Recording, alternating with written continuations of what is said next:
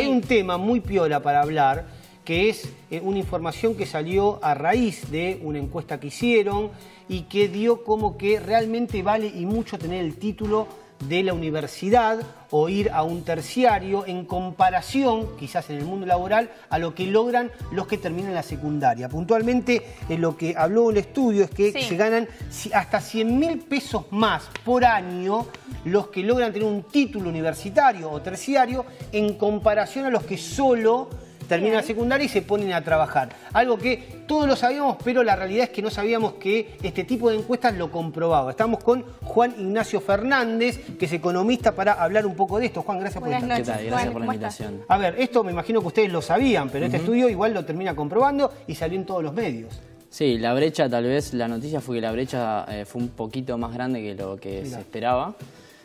Un poquito más grande que en algunos otros países, donde siempre hay una brecha lógica.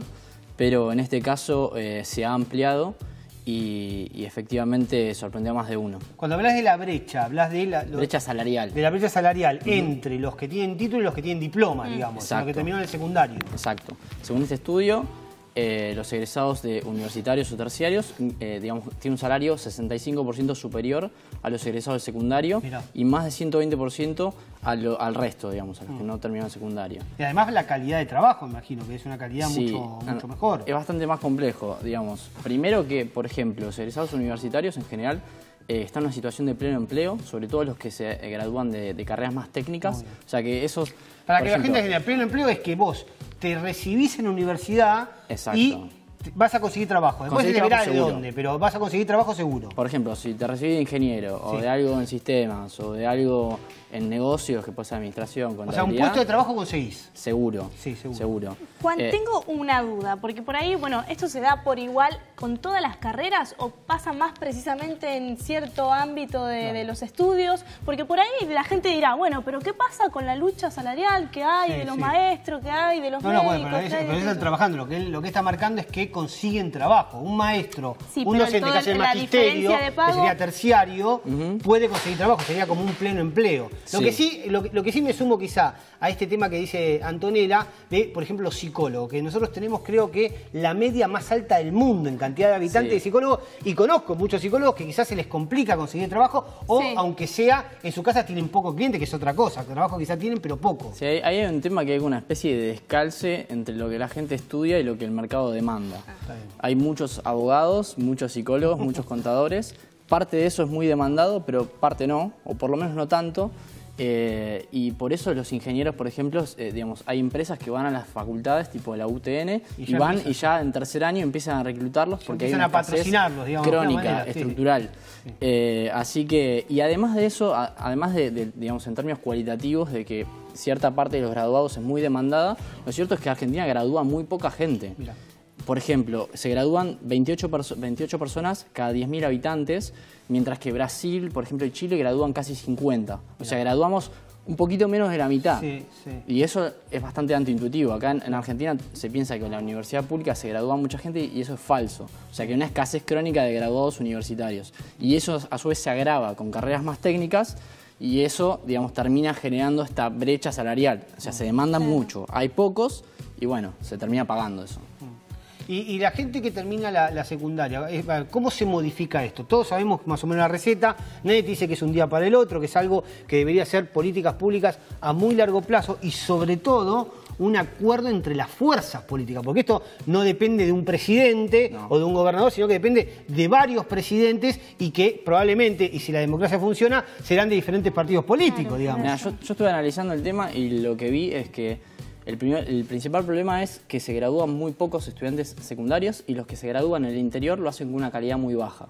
Y eso termina traduciéndose en una deserción muy alta o mucha gente que no llega ni siquiera al nivel universitario. Por ejemplo, de los 5,5 millones de personas que están entre los 10 y 18 años, 500.000, o sea un 9%, casi 10, están directamente afuera del sistema educativo. Y después del resto se terminan graduando menos de la mitad del secundario. Increíble. O sea, llegan pocos, se gradúan pocos, Y a su hay vez, que ver la calidad con la que salen también. un poco. Porque me imagino también que muchas veces sucede que, y acá lo hemos hablado mucho en escuelas públicas en relación con las privadas, Sí. los que suelen funcionar mejor en la universidad, no importa que la universidad sea pública o privada, son los estudiantes que salen de escuelas quizá privadas. Y no porque son más inteligentes o menos inteligentes, sino porque desde el vamos tuvieron menos paro, tuvieron menos días de clase y menos complicaciones. Bueno, yo finalicé en una escuela pública Sí. y estoy en la universidad. Y la mayoría, contado El primer por lo menos año- de una mano, Sí, son sí. los compañeros míos que terminaron en la escuela pública y siguieron Mirá, una carrera. mirá. Y dentro del ámbito de estudio, Mirá. los que vienen de escuelas privadas, claramente tienen los contenidos más firmes que los que venimos de escuela pública. Es interesante Y que, no vos, es porque... que vos claro. tenés el diploma de escuela pública. Sí, sí, y, sí, y sí. vos ves esa diferencia. Claro, digamos. se ve y Sí. es notable. Sí, también es verdad que por la realidad económica de mucha gente que uno prevé va a la escuela pública, tiene quizás necesidad de trabajar y hacer cuestiones quizás paralelas de estudiar y trabajar, que quizás el que estudia en una escuela privada no tiene Sí, tanta necesidad. pero por No ahí digo que no la la tenga. calidad que tiene que haber en la escuela pública tiene que ser la misma que hay en la Esto escuela puede ser, privada. ¿cómo es a largo plazo? ¿Cómo se cambia? ¿Cómo se modifica? Bueno, ahí tenés un problema. Tenés mucha deserción en la escuela secundaria porque hay mucho embarazo adolescente Mirá. y muchas chicas y muchos chicos que tienen que atender necesidades familiares y por eso terminan abandonando. Así que, digamos, si querés una solución de cuajo, y lo cierto es que vivís en un país con 30% de pobreza Sí. y obviamente vas a tener un sistema educativo que va a estar afectado por esa situación. Así que no hay una solución de corto plazo muy efectiva, eso es lo cierto. Yo lo que propongo y lo que me parece más saludable es una solución bien estructural donde, digamos, asegurar que la gente termine el secundario de alguna forma. Eso me parece fundamental porque si no terminas el secundario estás perdido y sobre todo la generación que viene, digamos, que cada vez es más demandada la educación superior. Claro. Y la gente O sea, que no termina el secundario va a quedar muy claro. excluida. Eso es lo que te iba a preguntar, porque uno dice, bueno, está bien, quizás si las cosas van un poco mejor, la pobreza, esperemos todo el mundo, empieza a bajar y que haya más trabajo para la gente que inclusive no tenga título secundario. Esto no se va a modificar porque la diferencia va a seguir aún cuando la Argentina quizás le vaya mejor económicamente o socialmente. Estamos yendo en contra de las cosas que hicieron grande este país, digamos. Por ejemplo, a fines del siglo XIX, Sarmiento lo que hizo, digamos, era un pueblo analfabeto, básicamente, y lo que hizo fue, bueno, no había maestros, los trajo afuera, y copió un sistema que llevó tiempo, pero fue lo que llevó a engrandecer el país. El país, digamos, se hizo grande por tres cosas. Por la educación, por la infraestructura, fuimos los primeros en tener ferrocarriles, subtes y demás, y por un estado chico liberal, que hoy a mucha gente no le gusta eso, pero era un lugar donde uno llegaba y tenía ganas de trabajar y podía progresar. Sí. Hoy ninguna de esas tres cosas Bueno, el ocurre. Estado se tuvo que agrandar porque efectivamente eso no funcionó, digamos, ¿no? Durante muchos años. Por X motivos, ¿no? Pero evidentemente no funcionó, el Estado tiene que estar... Es otra discusión, presente, es otra discusión, pero digamos, dos pilares básicos de los que hicieron grande a este país, que fue un país top 10, digamos, un país entre los 10 primeros del mundo, y hoy está nivel 40, 40 y pico, son la educación e infraestructura, básicamente. Y hoy no está, hoy no se hace nada. Si bien se gasta más que hace 10 años, la educación hoy es peor. O sea, la disparidad. Bueno, teniendo en cuenta, mira, en este contexto que decimos nosotros, ¿cuál es la cantidad de chicos que empiezan el secundario y que logran terminar? ¿Menos de la mitad? 55% abandona, no termina. O sea, menos de la mitad de los chicos, esto es público y privado, o sea, es total. Total. Digamos, menos de la mitad de los chicos que arrancan el secundario no lo termina. Y acá hay un dato que es, repito, fin de semana, que está comprobado por lo menos por los números, que dicen que realmente la gente que termina o que empieza la universidad y termina la universidad tiene probabilidad enorme de conseguir un trabajo.